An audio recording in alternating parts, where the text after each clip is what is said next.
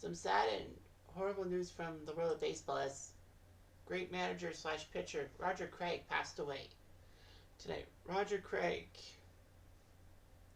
was a great pitching coach and manager alongside a player. He got called up to the majors with the Brooklyn Dodgers in 1955 and actually beat the Cincinnati Reds at Ebbets Field. He would throw two more complete games, a pair of saves, and help the Dodgers win the pennant. He actually pitched Game 5 of the 55 World Series against the Yankees and got the win as Brooklyn won 5-3. So he got a World Series ring out of it and won a game in that famous 55 World Series. He would appear in 3 more World Series with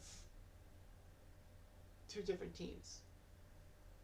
With the Dodgers in 56 and 59, when they moved to Los Angeles, he was there when the Yankees and White Sox beat him in the finals, and he had 2 losses combined. He was pretty good as a reliever for the 1964 Cardinals in the World Series. He actually pitched 4 2/3 scoreless innings in relief of Ray Sadecki in Game 4, helping the Cardinals win that game, giving him the victory and helping the Cardinals win in 7. Roger Craig was a key member of the 1962 Mets, the inaugural Mets. The Dodgers left him unprotected, so the Mets snatched him up and he became the first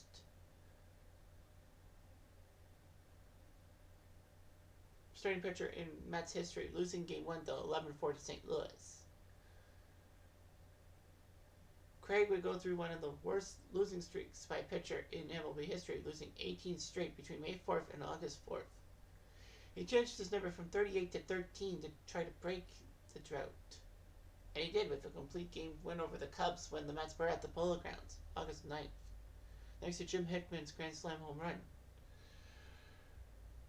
Craig's record went up to 3-20 at that time. Losing 20 games was just not in the cards. But remember, the Mets were not really that great of a team either. So then he would move on to the Cardinals in 64, winning the World Series, the Reds in 65, and the Phillies in 1966. So he went to 4 World Series, winning 2 rings. He would retire in 1966 as a player and would be a scout for Los Angeles. And he became the first pitching coach in San Diego Padres history in 69. And then he would have a second tour of duty with the Padres in 76 and 77. Roger Craig was shockingly promoted to being manager of the Padres in March of 78. And it worked, as the Padres won 84 games, making them the first Padres team to be above 500 since they started in the league. Unfortunately, 79, they just faltered.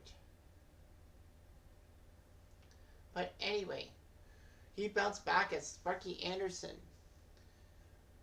appointed Roger Craig pitching coach of the Tigers in 1980, and over the next 5 years, Craig molded Detroit pitching staff, especially Jack Morris and Dan Petrie, into a good group, and in fact helped the 84 Tigers win the World Series with their 35-5 famous start.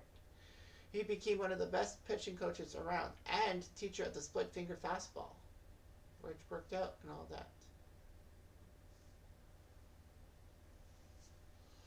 The Giants hired him to be manager in 1986. Until 92, he was the manager.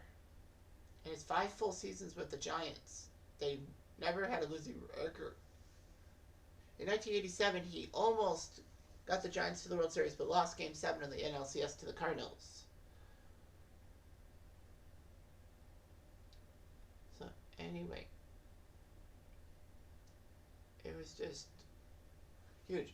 But in 89, he did help the Giants win the NL pennant and go to the World Series. Unfortunately, though, the Oakland A's were waiting for them in that 4-game sweep, which was marred by that famous earthquake before Game 3.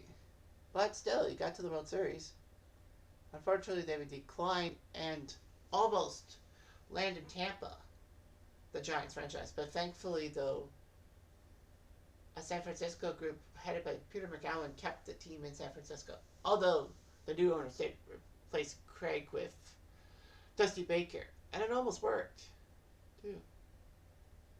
But Roger Craig knew the finger fastball, 2 World Series rings, helping the '62 Mets in their inaugural season, and giving the Giants a pair of playoff appearances in the 1980s. Can't go wrong.